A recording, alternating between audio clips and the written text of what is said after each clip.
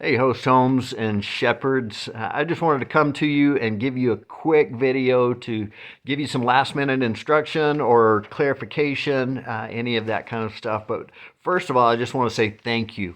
Apart from you serving in the way that you're serving right now, we could not function as a church. And so I am just so incredibly thankful for you. You are playing a huge role that is so valuable. So thank you. I really appreciate that.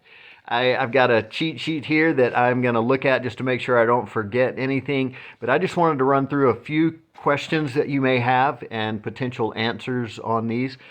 So just bear with me for a few minutes. Hopefully next week, we, especially the shepherds, we can get together and discuss some of this and talk about how it's working, what best practices are, all of that kind of stuff. But anyway, to just walk through a few questions for you quickly, you may be wondering, hey, when am I going to be able to access the worship video so that I can make sure that my equipment's working the right way?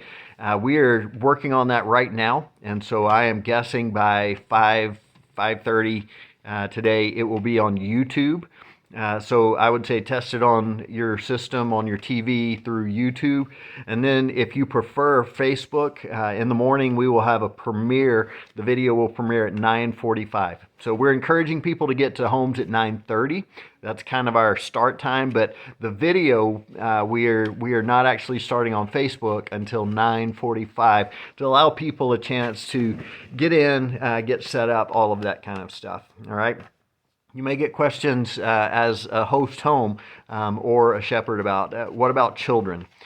Children are going to be in a little bit different situation right now, but every home has opportunities for children's ministry. Okay, so what we're hoping to do in the near future test run is we're going to see if we can get parents to help. We're going to see how many teachers we can get in different homes, that kind of thing. And we're sending out, they're already doing this. Kendra's already sent out for this week the lesson and coloring sheets, those kinds of things. So we may have a rotation of parents throughout the weeks. We may have a teacher at your home at different times. We are trying to work out all the details on that. And this is new to all of us. We want to do it as well as we can possibly do it. And so we may be experimenting to some degree over the next few weeks. But there are options. So if you're going to do a children's ministry time at your home, if you have a teacher coming or if you have a parent that was willing to do that, then you could do that before all the adult stuff starts. You could do it after the adult stuff is done, or you could take the time of music and have the kids in there with you for the music, and after that you can head out with the kids while the sermon and the discussion time take place. So honestly, I know it makes it a little bit hard to run with when there's not one specific answer for you. But right now we're asking you to talk to the families in the home, talk to the people that are there, and ask them, what do you think is best for our situation? All right. Another question that may come up, what about songs? It's really awkward to sing when it's just a few of us that are here together. That I'm going to leave up to you guys in the homes. I think it's awesome if we do sing together, but if we do, you're going to have someone in the home that's willing to sing out and be kind of the initiator of that. So just be prepared for that if you want to sing during the time of worship. I've had a question, what if somebody gives financially?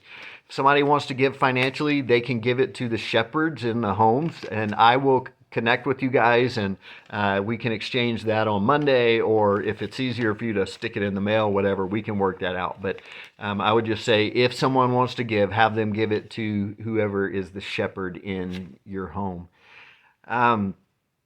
Question about the discussion. How long should the discussion be? How long should we stay on the topic at the end? So we have 5 questions this week. Probably will be similar each week, but again, this is totally up to you. You can spend 1 minute on each question, or if your group is a talking group and they want to be there in terms of discussing this, then just go with it. If it takes 30 minutes, if it takes 45 minutes or an hour, you decide, you determine how long that should go in your group. And again, we will try to come together as shepherds and talk about how this works in each of the different homes so that we can suggest best practices going forward. Finally, I wanted to encourage you, for the last thing, I wanted to encourage you to take attendance. And I know that sounds weird, so let me explain what I'm saying. I don't want you to, have an attendance roll where you call roll and they raise their hands or say here, none of that kind of stuff. Have someone, though, that knows the people that are coming to your group, that just kind of write down the names of those people that have attended your group. It can even be like, hey, the Robinson family is at our household, or however you want to do that.